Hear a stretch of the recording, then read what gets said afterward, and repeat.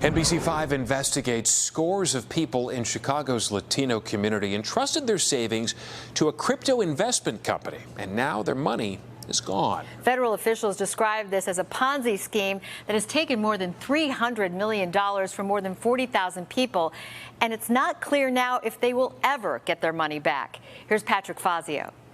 Justicia! Justicia! They've staged protests. They've talked to the media. I lose 42,000. They've appealed to their aldermen. We cannot allow these scammers to walk away with people's savings. Yet none of these people have been able to recover all of the life savings they invested in this company, CryptoFX.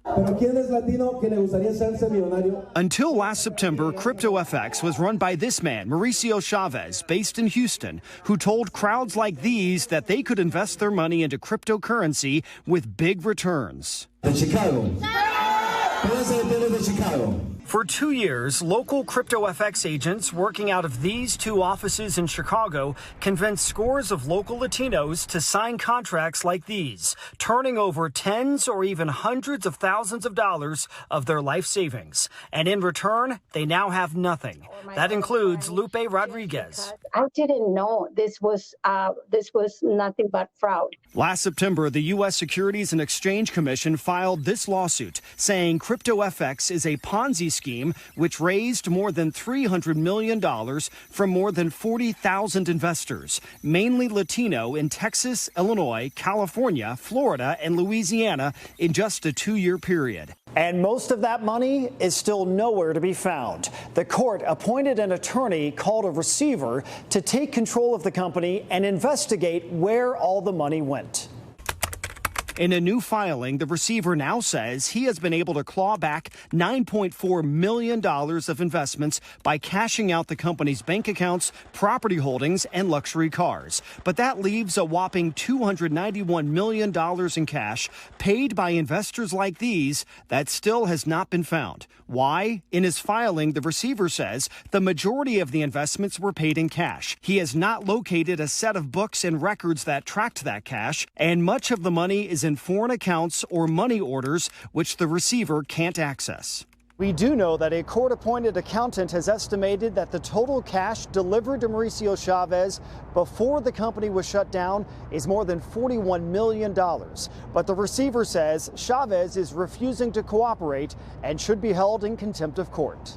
NBC5 investigates and Telemundo Investiga filed this Freedom of Information request and found that at least 85 Chicago investors have filed reports like these with the Chicago Police Department, detailing losses ranging from $5,000 to $45,000 to $75,000, all the way up to $120,000 for one local 42-year-old woman. In all, more than $1.4 million reported to Chicago police lost to CryptoFX. The receiver says his office has gotten approximately 3,500 calls and emails from investors who all say they lost their money to CryptoFX. But he also says his work involves a massive investigation that is going to require significant resources to unravel the claims of the estate, and a complete tracing of investments may not be possible. We don't know what's going to happen. That's in the hands of the judge, right? I mean, we're just hoping that there will be justice. The receiver is asking all investors to contact him at this website, CryptoFXreceiver.com. There you'll find an email address to write to the receiver, as well as court filings and some of the assets the receiver is selling off. Patrick Fazio, NBC5 Investigates. He just feels so bad for all those people who took that chance. Our thanks to Patrick for the update. Tough.